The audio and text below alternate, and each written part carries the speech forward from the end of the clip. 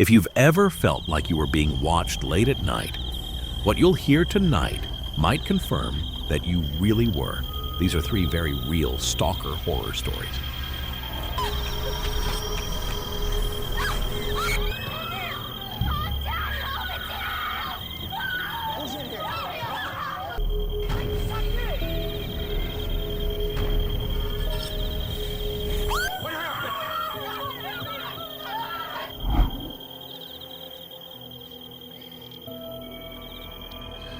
He sent me the last picture at 3:12 a.m. In it, my eyes were open, and I was staring straight at the camera. I live alone in a 1-bedroom apartment on the 12th floor of a quiet building. It's one of those places where you can hear the hum of the radiator and the faint creak of the ceiling when the wind hits. Nothing strange ever happened here, at least not until a few weeks ago. The first email came on a Sunday morning. No subject line, no message, just one attachment. The file was named 1.jpg. It was a photo of me asleep in my bed. My first thought was that it had to be a joke. Maybe one of my friends edited it somehow, but the angle was strange. It was taken from the foot of my bed, looking directly at me. I locked my door after that, double-checked the windows, even though they don't open wide enough for anyone to fit through. I convinced myself it was just some sick prank. But then another email came 2 days later, 2JPEG. This time, I was sleeping on my side. My phone screen was visible in the frame. It showed the time, 2:37 a.m. That's when I called the building supervisor. He checked the security cameras. Nobody had entered my apartment, not even the hallway outside. Still, I changed the locks anyway, but it didn't matter. By the end of the week, there were 5 emails. In the 3rd picture, the camera seemed closer. In the 4th, I could see a slight reflection in the window. A faint silhouette like someone crouching near my bed. I stopped sleeping after that. I stayed awake with all the lights on, eyes locked on my bedroom door. But exhaustion gets you eventually. Saturday night, I passed out on the couch around midnight. When I woke up the next morning, I had a new email, 6.jpg. My hands shook as I opened it. It wasn't taken from my bedroom this time. It was taken from behind the couch. My head was tilted just slightly, my mouth half open in what looked like mid-snore. That's when I noticed something else in the photo. A figure was just barely visible in the shadow cast by the doorway. Out of instinct, I looked toward my door. It was cracked open about an inch, and from the dark gap, something moved.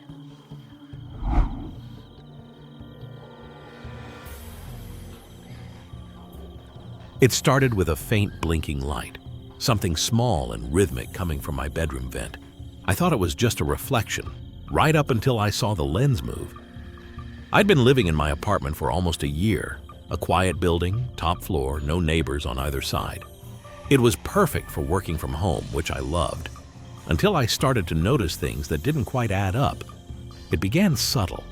My blankets felt slightly disturbed in the mornings, even when I knew I hadn't moved much in my sleep. My laptop camera light flicked on randomly for half a second before turning off.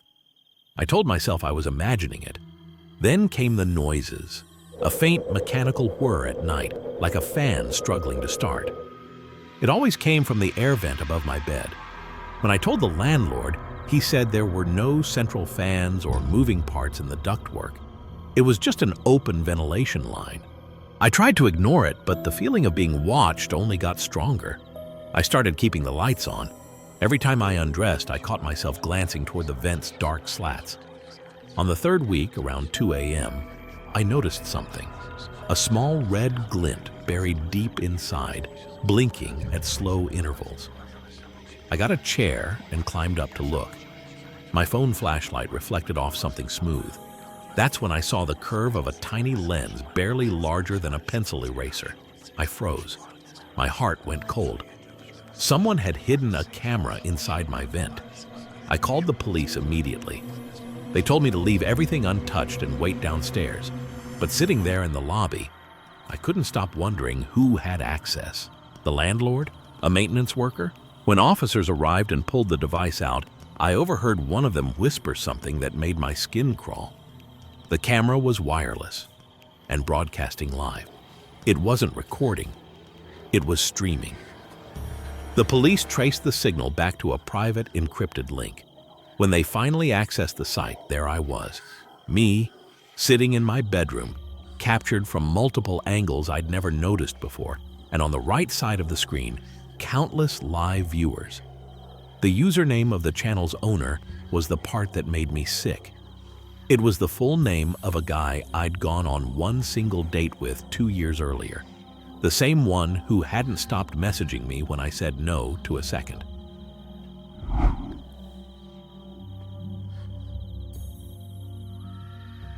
The man never rang the bell. He just stood there, staring straight into the camera like he already knew I'd be watching. I bought my first house 3 months ago. It's small, quiet, tucked away in a suburban cul-de-sac. I work late shifts, so I installed a doorbell camera for peace of mind. Most nights I'd get harmless alerts, cats, kids cutting through yards, wind. But last Thursday, I received a motion notification around 3:18 a.m. When I checked the footage, there was a man standing at my front door.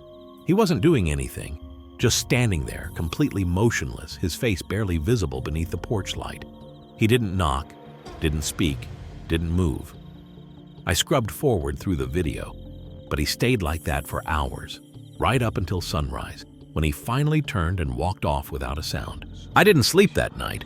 When I called the police in the morning, they said there was nothing they could do since he hadn't trespassed or made a threat. They promised to send a patrol by that evening, but no one ever came. Curiosity, or maybe fear, made me open the camera app again that night. Out of habit, I scrolled backward through older recordings. That's when I felt sick.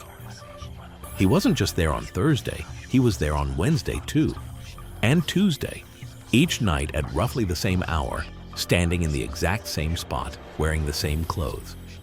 Some nights, the footage glitched ever so slightly, and it looked like his head tilted toward the camera for a few seconds longer than it should have. By the time I reached the earliest recordings, there were at least 9 different nights with him in the frame, always silent, always facing the door. I decided to unplug the camera that night, but right before I did, I zoomed in one last time on his face. The image was grainy, but I noticed something I hadn't before. His mouth was slightly open, like he was murmuring something inaudible. I turned on the audio filter. A faint, low crackle came through before a whisper formed. It was hard to make out, until I turned the volume all the way up. He was saying my name, over and over. That's when my phone lit up with a live notification from the doorbell feed. The camera was back online, and this time the man was inside the house,